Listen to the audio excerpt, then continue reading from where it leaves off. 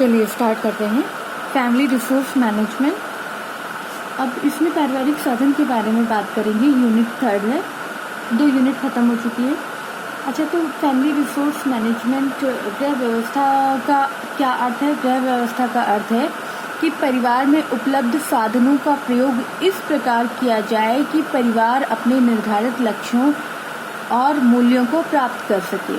ठीक है, गृह व्यवस्था होम मैनेजमेंट क्या है कि परिवार में उपलब्ध साधनों का प्रयोग इस प्रकार किया जाए कि परिवार अपने निर्धारित लक्ष्यों और मूल्यों को प्राप्त कर सके। जैसे व्हाट यू हैव और व्हाट यू वांट, जो तुम चाहते हो पाना, ठीक है, और जो तुम्हारे पास है।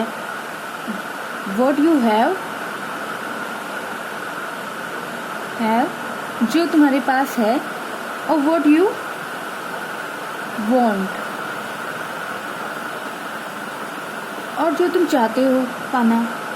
तो इससे आप अपने लक्ष्यों को प्राप्त कर सकते। जो इसका मतलब ये है कि व्हाट यू हैव, जो तुम्हारे पास है, यानी जो भी साधन आपके पास है, और व्हाट यू वांट, और जो तुम पाना चाहते हो। तो आपका गोल क्या है, किसे आप प्राप्त करना चाहते हैं तो वो आपका होम मैनेजमेंट है। तो गृह व्यवस्था का अर्थ है परिवार में उपलब्ध साधनों का प्रयोग इस प्रकार किया जाए। अब परिवार में उपलब्ध साधन कोई भी हो सकता है, मानवीय भी हो सकते हैं, अमानवीय भी हो सकते हैं। तो जो भी साधन उपलब्ध हैं उनका प्रयोग इस प्रकार किया जाए कि परिवार अपने निर्धारित लक्ष्यों और मूल्यों को प्राप्त कर सके। जो भी उपलब्ध साधन है उनका प्रयोग इस प्रकार किया जाए कि अपनी निर्धारित जो लक्ष्य हैं, गोल हैं, वो प्राप्त किया जा सके। फिर है पारिवारिक साधनों का वर्गीकरण किया जाए तो उसमें 2 तरह के साधन हैं, मानवीय और भौतिक या अमानवीय। ठीक है, मानवीय में कौन कौन से आते हैं? समय, शक्ति, रुचियाँ, योग्यता, ज्ञान, ये सारी चीज़ें मानव निर्मित। भौतिक साधन अमानवीय यानी भौतिक वस्तुएं, जिसमें गाड़ी, ये सब चीज़ें आ जाएंगी। अच्छा, और धन, सामुदायिक विधियाँ, ये अमानवीय हैं। ग्रॉस एवं ट्रेंडल ने क्या कहा? गृह व्यवस्था एक मानसिक प्रक्रिया है। घर को मैनेज करना, होम मैनेजमेंट एक मेंटल प्रोसेस है जिसकी आयोजन, नियंत्रण और मूल्यांकन द्वारा, यानी गृह व्यवस्था करनी है। गृह व्यवस्था एक माइंड से क्रिएट होती है, मेंटल प्रोसेस है, और इसको करने के लिए आयोजन भी करेंगे, प्लान भी करेंगे, कंट्रोल करेंगे और इवैल्यूएट करेंगे। प्लानिंग करेंगे गोल को प्राप्त करने के लिए, फिर प्लानिंग के बाद उसे कंट्रोल करेंगे। जिसे परिवार के सदस्य हैं उनमें जो भी रुचियां हैं, साधन है, उनको कंट्रोल करना एवं उसका मूल्यांकन करना। फिर लास्ट में उनको मूल्यांकन किया जाता है। उसके द्वारा पारिवारिक साधनों का प्रयोग करके पारिवारिक लक्ष्यों की प्राप्ति की जाती है। रॉस एंड ट्रेंडल ने क्या कहा? गृह व्यवस्था एक मानसिक प्रक्रिया है जिसके आयोजन, नियंत्रण, मूल्यांकन द्वारा पारिवारिक साधनों का प्रयोग करके पारिवारिक लक्ष्यों की प्राप्ति की जाती है। ठीक है, अच्छा, फिर आते हैं मानवीय और अमानवीय साधन कौन से हैं, उनके नाम देख लीजिए। मानवीय साधन है समय, शक्ति, रुचियाँ, योग्यता, ज्ञान, अभिव्यक्तियाँ। ठीक है, तो कौन कौन सी हैं? समय भी एक साधन है। कहते नहीं, समय बहुत ही लंबा भी हो सकता है, और इसमें सप्ताह, महीना, साल, इस तरह से भी लग सकता है। शक्ति जैसे भोजन बनाने में, सिलाई करने में, तो ये सब शक्तियाँ हैं। ठीक है, फिर आते हैं, अच्छा, सबकी कैपेसिटी भी अलग अलग होती है। रुचियाँ भी इंटरेस्ट सबका अलग अलग होता है। किसी का काम, किसी में इंटरेस्ट है तो वो काम देना, यानी साधनों का अच्छा उपयोग करना।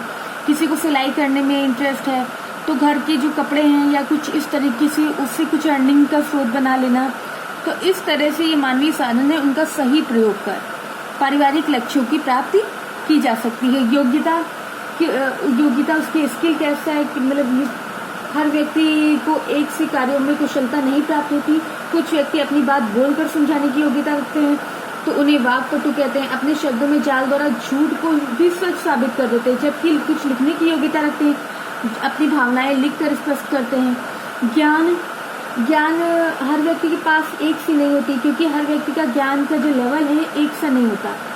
अभिव्यक्तियाँ, एटीट्यूड, हम अपनी संस्कृतियाँ, अभिव्यक्तियाँ तथा अनुभव द्वारा प्राप्त करते हैं। हमारी दुनिया, समाज को देखने का नज़रिया ही हमारी अभिव्यक्तियाँ हैं। इसमें मनुष्य के विचार, सोचने का तरीका शामिल होता है, जो लक्ष्य प्राप्ति हेतु क्रिया में प्रेरक काम करती है। ठीक है, तो वो अभिव्यक्तियाँ हैं। फिर आते हैं मानवीय साधन। मानवीय साधन में कौन सा आ जाएगा? अमानवीय साधन। मानवीय साधन में ये सारी चीज़ें हैं: समय, शक्ति, रुचियाँ, योग्यता, ज्ञान, अभिवृत्तियाँ। अमानवीय साधन में है भौतिक वस्तुएं। भौतिक वस्तुएं में जायदाद, गहने, कपड़े, मकान, अच्छा भोजन, ये सब भौतिक वस्तुएं हैं। फिर है धन। ठीक है, भौतिक वस्तुएं क्या आ जाएगा? गहने वगैरह, जमीन जायदाद, मकान, अच्छा भोजन, कपड़े, धन। दूसरा है धन।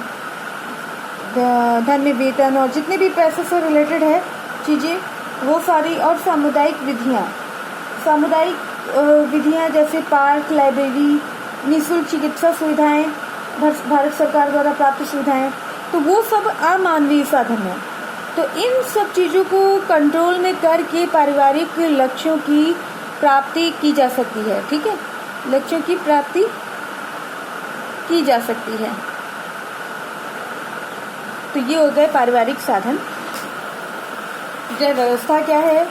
परिवार में उपलब्ध साधनों का प्रयोग इस प्रकार किया जाए कि परिवार अपने निर्धारित लक्ष्यों और मूल्यों को प्राप्त कर सके।